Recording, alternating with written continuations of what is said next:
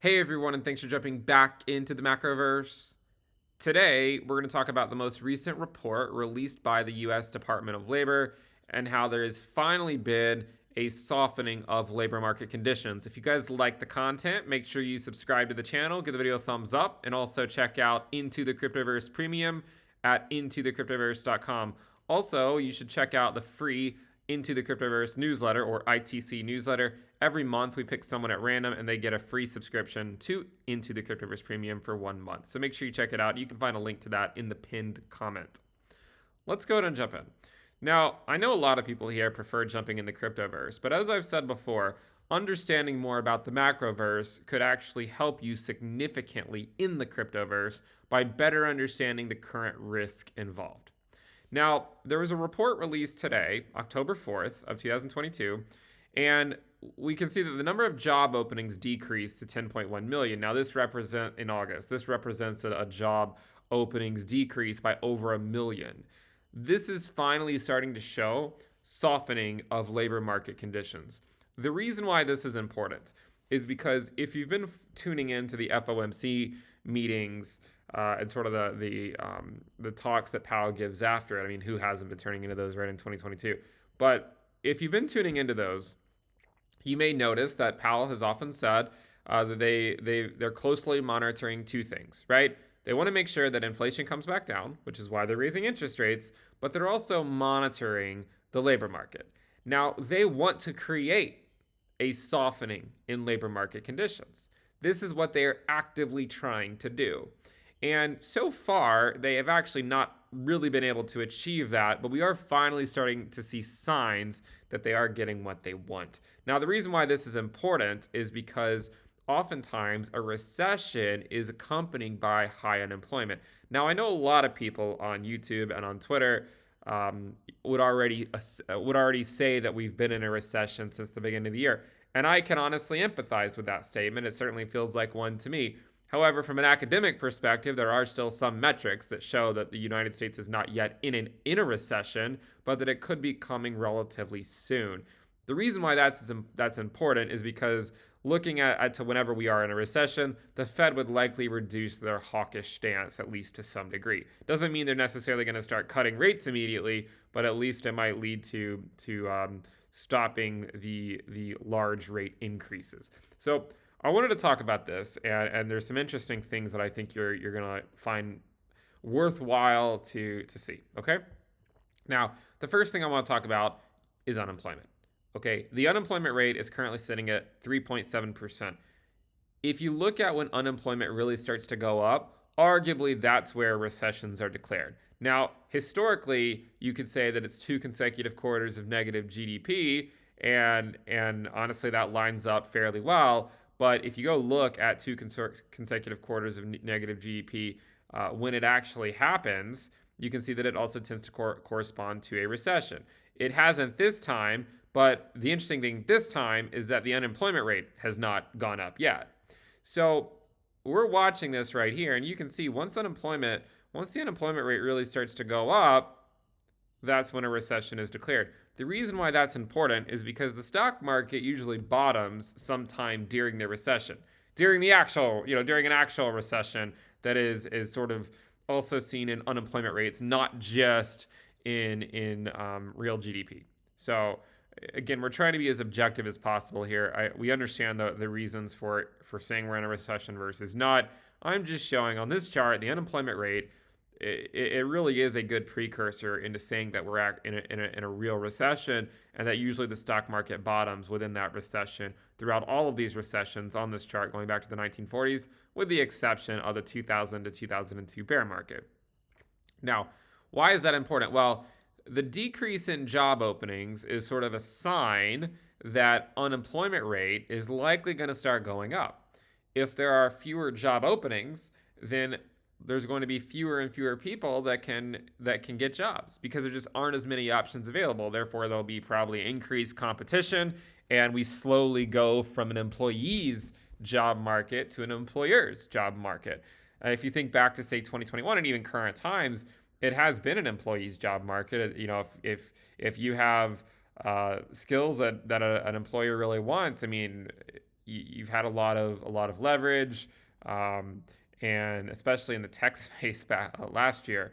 But as market conditions tighten up, and as the Fed continues to remain hawkish, it slowly goes away from that because companies are not as profitable. Okay, so they're going to be a little bit stingier with who they hire. They may even lay off some people. But you can see that most recently, job openings have started to fall quite quickly. However, the unemployment rate has not really gone up that much just yet, although we are going to be getting new unemployment data relatively soon. So, this is something that is worthwhile to follow. But then I was wondering, are there any interesting correlations between job openings in certain markets and the stock market? And this is an interesting thing to look at. This is the job openings. So total private job openings. Now, what do you think this would look like if we were to overlay the S&P 500?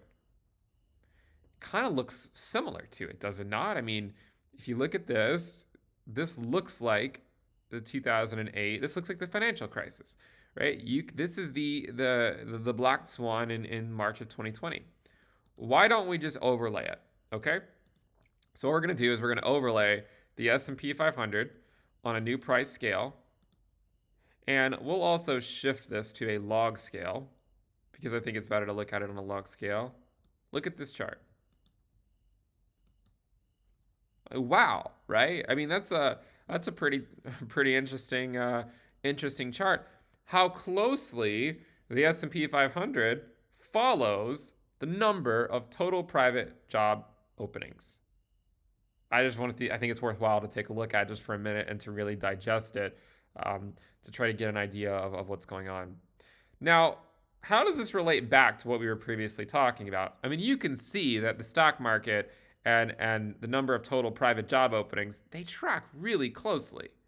So arguably, the stock market and the number of job openings, that you could say one tracks the other, or the other one tracks that one, or maybe they just sort of move in tandem.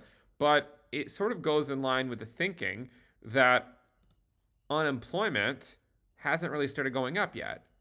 Because it hasn't started going up yet, we have not entered into a recession by this definition. Because we have not entered into a recession, the Fed has no reason to pivot. Now, I do know that the UN recently expressed interest to the Fed that they would like to potentially slow down some of these rate hikes to get to more financial stability. But as of this time, the market is still saying there's a 62% chance of another 75 basis point rate hike in November. Now, we are getting more inflation data next week, so I do think that will be somewhat telling. As of right now, we're looking at a 37.8% chance of a 50 basis point rate hike and a 62.2% chance of a 75 basis point rate hike. And that hasn't really changed a whole lot in the last few days. It's just sort of been around 60-40. Sometimes it gets closer to 50-50, and then other times it goes back up to 70-30. But it's been mostly around 60-40 for quite a while. And you're likely not going to see it significantly change until unless something drastic happens by the Fed, until we get new inflation data. Usually after we get inflation data, when the CPI report comes out, you'll see these probabilities shift quite quickly as investors really digest the new information. So when you think about it, and you look at the number of total job openings, if the Fed, right, they're trying to soften the labor market. Why? Because that will help bring inflation back down, right? I mean, wage inflation is real, but also creating a tighter job market will help curb inflation. It's sort of, they've even said before that they are okay, I believe, with a certain levels of increase in the unemployment rate, because they recognize that will help get inflation back down, to provide, to basically put stricter monetary conditions on our economy.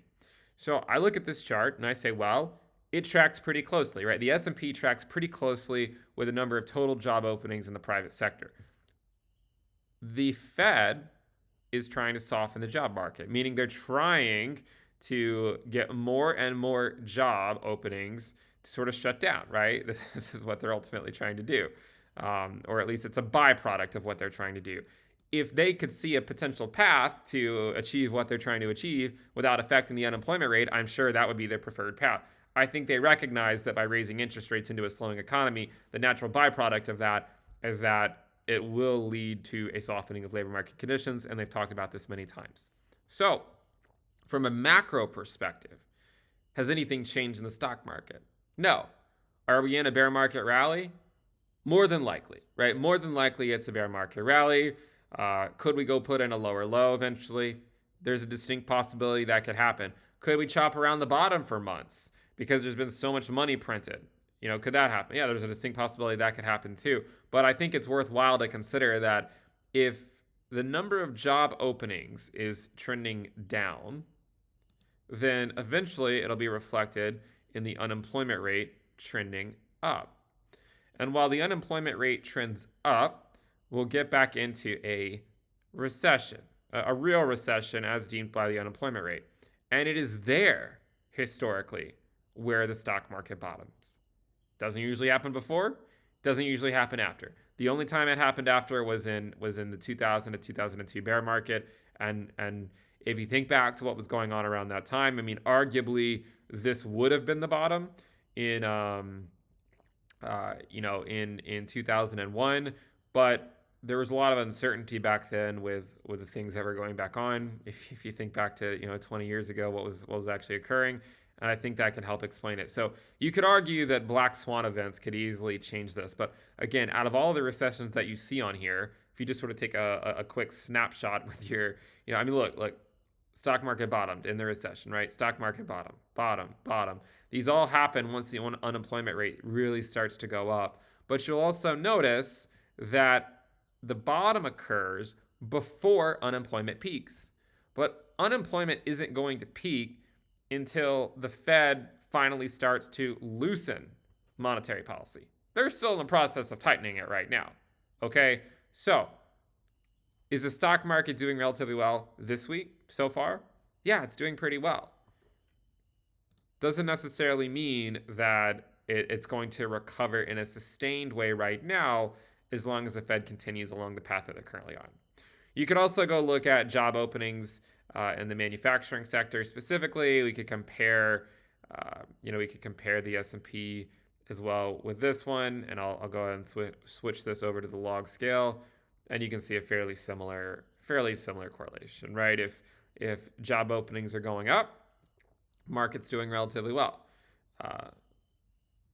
Markets, if job openings are going down, it's not really the case with the S&P 500, right? Like the S&P 500 also starts to go down, and you can see it right here. I mean, this is the purple line right here is just the S&P 500, and as the number of job openings go down, stock market goes down with it. Job openings go up, stock market goes up with it, and so on and so forth, right? And you could argue that the number of job openings is finally starting to come back down, which, as I said before, will eventually be factored into the unemployment rate going up, and then eventually we'll be in a recession. Eventually the stock market will bottom, and then eventually we'll go on our merry way into the next bull market. Hopefully this journey into the macroverse is worthwhile to you.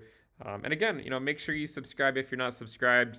I don't even run AdSense on the channel, right? So I'm just trying to help educate people on these macro conditions. The best thing you can do for me is just subscribe, give the video a thumbs up, and show your support that way. So do so if you haven't done that. Thank you guys for tuning in. I'll see you guys next time.